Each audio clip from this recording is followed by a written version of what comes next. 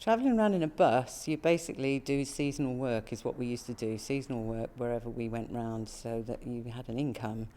And meeting people who were hop picking and things like that, first in Kent, and then through friend of friend, found about work here in Hereford. So it's basically how I ended up in Hereford, through the hop picking. Tell us about where you worked in Herefordshire, names of the farms and where they were, and how you ended up there. The first farm, I think, was Mill End Farm, which was sort of across the main road from Bishop's Froome. I stayed in Bishop's Froome with a friend, but then ended up getting a job at a farm called the Ven, which was owned by a very old lady whose daughter lived here in the village, and she sort of managed it for her. Her mother still lived there, but she was quite old. And there was also a man who lived on the farm who managed it. And consequently, there was a whole team of us who ended up working there for them and living in a house on site while we were working.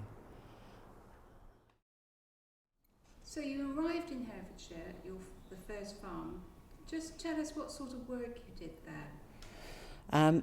The farm that I was working on at the Van basically was working on the conveyor belt, taking all the leaves and twigs and things out of the hops as they go up the conveyor belt into the sacks that then go up to the kilns.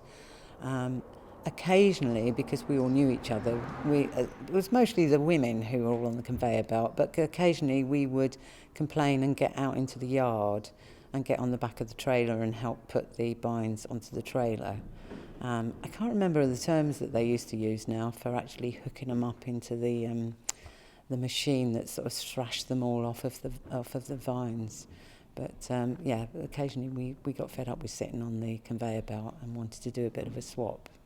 But we never got to drive the tractors, of course, but one or two of the guys with us did. I mean, were there many people like you living in the bus travelling? No. It was just us. Okay. Well, I wasn't a gang of travellers or anything, no. So who's I was doing it before the travellers started doing it. It was four of us. Can you just tell us about that then? What's it got to do with hops? Well, because it gives it some sort of context. It's different groups of people and how they, different movements of people and how they came to the kids.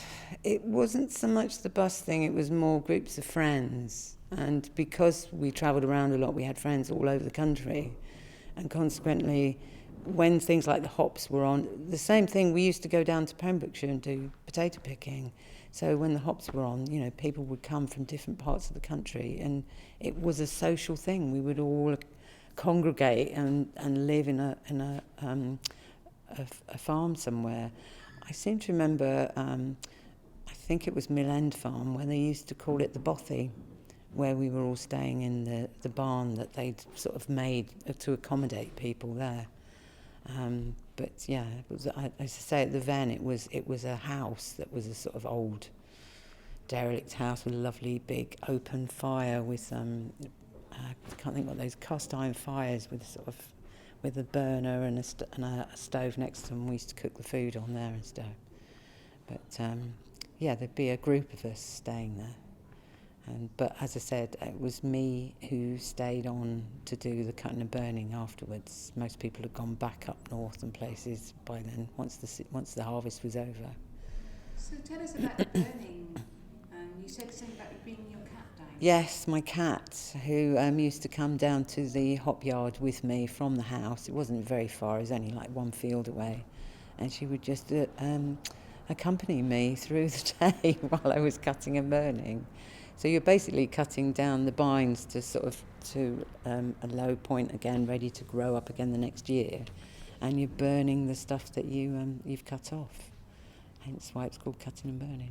And you also did stringing. Tell us about that. The tying, the hop tying, which was in the spring, that was somewhere completely different. By then I was living in Muchcowan in a proper house, and settled down with a child, and the tying there was a farm up near Burley Gate. I can't remember the name of the farm, but just saw a sign in a shop window that there was work, tying, so I went and did that.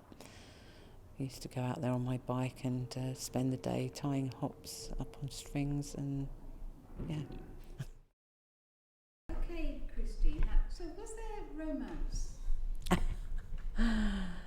Well, I did meet my partner while I was hop picking. He was a friend of a friend who came and joined us 1 year, and that's where we first met. And then he came again the following year, and that's when we got together. Probably the year after that, I actually had his child, and shortly after she was born, he was then working on the same farm, but this time he was working in the oast house. So I forgot what they called them now. They had a term they used for the men who worked in the oast house. But yeah, so that was his job. He would come home every now and then. Sometimes they would be working quite late because they had to sort of turn on all the kilns, and then they've got to move them all around and then get them all into the pockets, and so it's not like you can sort of do 9 to 5. You're doing like shifts really. Oh, so he was the man who slept in the kiln? Part of the time, yeah. But then he also came home as well. Yeah, I think if we can sort of express that for the lay person about sleeping over in the kiln, that would be... Yeah, because that was new to me, that people actually slept in the same place. Can you tell us a little bit about that? I can't remember a great deal. Like I say, I was just aware because I had a newborn baby, and it was like he was working shifts. So every now and then he would appear, but they would have to keep going back to empty the hops, fill up the sacks, and then lay out a new lot every now and then. So, I mean, sometimes he would stay there, but obviously he would come back when he could because we had a new baby, But it wasn't that far away from where we were living then, which was at Acton Beecham, where we were living at Pippin Green. And so the farm, to get back down to the Ven from there, you could go down the back roads, not very far. Okay, go on, James. Do you want me to just answer? I suppose a lot of people met other partners. Some people came as partners and split up while they were doing the hop picking, so it worked both ways, really. But it was very much a social thing, even for us youngsters, sort of, as I say, people coming who were students or, just young people coming and gathering together, friends from different parts of the country to work there. It was very much a social affair. And in the evenings, also a very social affair in the local pubs.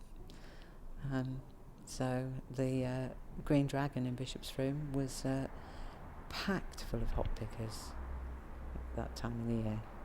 Very busy, very busy. Standing room only on some evenings. There must have been a few wild nights there. I don't remember it. I don't know. I don't remember it being too loud. I don't know, but yeah, it was pretty lively. It was pretty lively, but just mainly packed. I mean, the locals used to tell us stories about how in the old days they wouldn't let the travellers in the pub. They'd have to go to a different pub and things like that, but we never actually witnessed any of that. But there weren't so many travellers picking where we were. They were more people from the Midlands. There was a family from Dudley who came. I think they'd been there before we got there. I think they were quite regulars on that farm. One of the guys was pretty old. He had a lot of stories. But it'd be lovely to be able to get hold of him, but I can't even remember his name. Do you remember any of his stories? Not particularly, no. So, you arrived here to pick hops. Why did you stay? Was it hops that kept you here? I think because I met my partner and he was from Yorkshire. I was originally from London, so we're different parts of the country, and we just ended up staying in Hereford. And my daughter was born here as well, so she's Herefordian, and I've been here ever since, basically. Used to go to Bromyard mostly for shopping, and yeah, Bromyard would be quite lively at this time of year. Definitely. But yeah. So can you describe, the house you were living in? It's quite primitive. Just Describe the living conditions there. It was quite a big house. It was quite a big house that was semi-detached. In fact, it was two semi-detached houses, both of which had a lovely big kitchen, which had an open range fire, so we could cook food in there. There's a big Belson sink in there as well. I think there was water. I'm trying to remember. I'm pretty sure there was actually water. The toilet was actually an outside toilet. I just remembered that. It was a proper drop toilet, you know. And in the living room, which also had an open fire, I seem to remember us having made sort of places to sit with like pallets and bales of straw and with sort of sheets over them and things like that. So that was our seating arrangements. But we did have a table in the kitchen. I do remember that we definitely had a table and chairs in the kitchen. And mattresses upstairs. Yeah.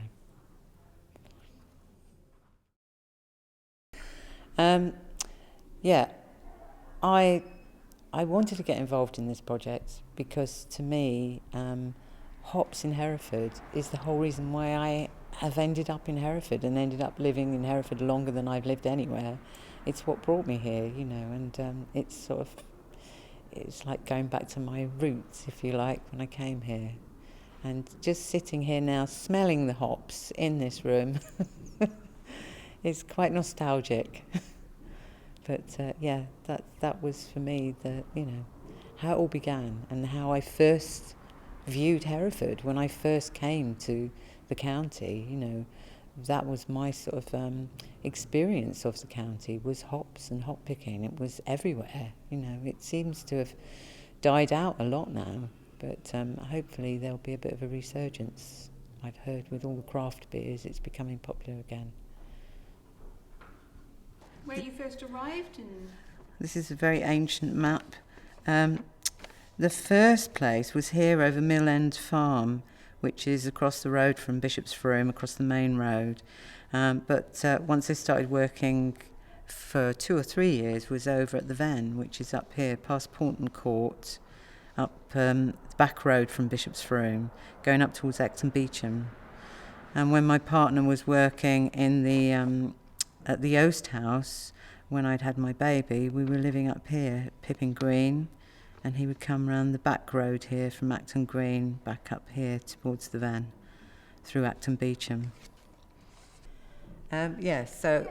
When I'd had my baby and my partner was working in the Oast House at the Ven, we were living at Pippin Green then, which is up here, and he could then go back the back road back down to the Ven from there. When we first arrived, that was I think it was Mill End Farm, which is across the main road from Bishop's Froome, but that's going towards Ledbury way. But that's when I first came to Bishop's Froome, basically, and stayed with friends who lived in the Froome.